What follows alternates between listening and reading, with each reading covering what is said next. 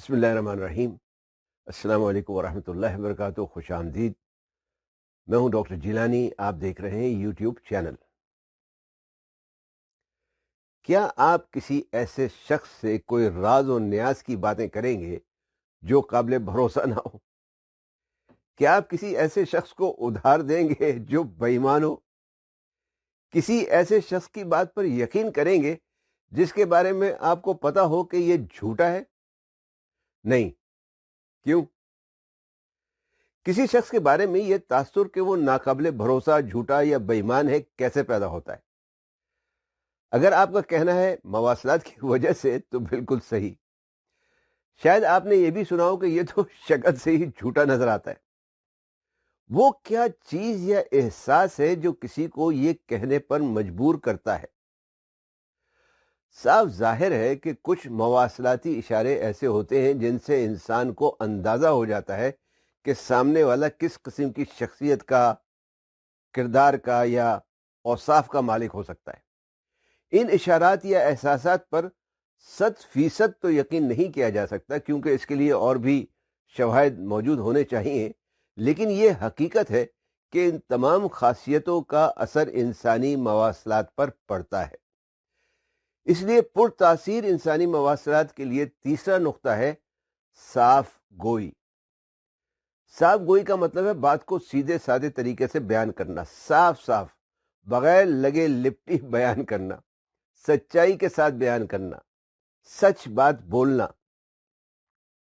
سچائی اور سچ بولنا زندگی کے ہر پہلو میں ایک نہایت اہم حیثیت رکھتا ہے۔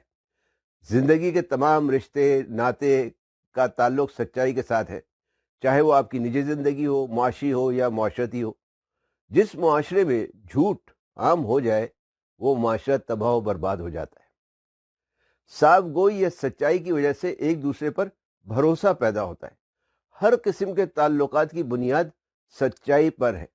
دوستی، ازواجی زندگی، کاروبار، رشتہ داروں میں صاف گوئی سچائی ایک بھروسہ پیدا کرتی ہے، اعتماد پیدا کرتی ہے، ایک تعلق پیدا کرتی ہے۔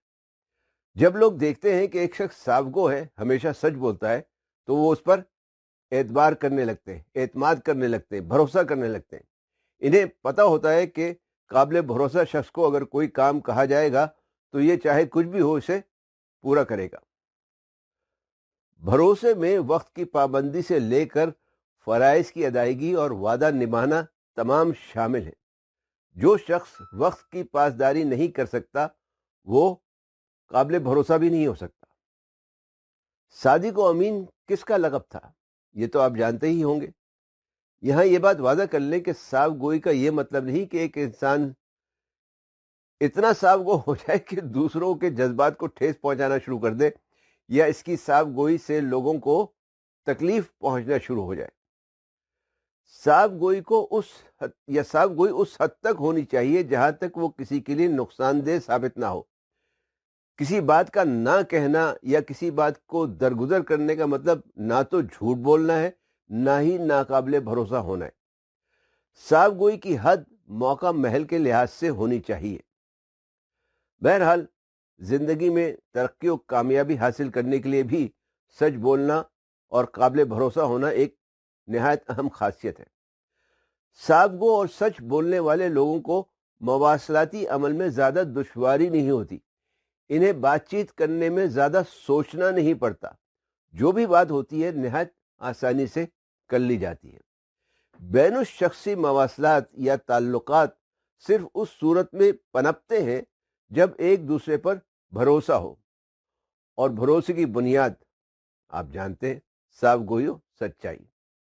کہتے ہیں کہ جھوٹ بول کر بھروسہ توڑنے سے بہتر ہے کہ سچ بول کر رشتہ توڑ لیا جائے۔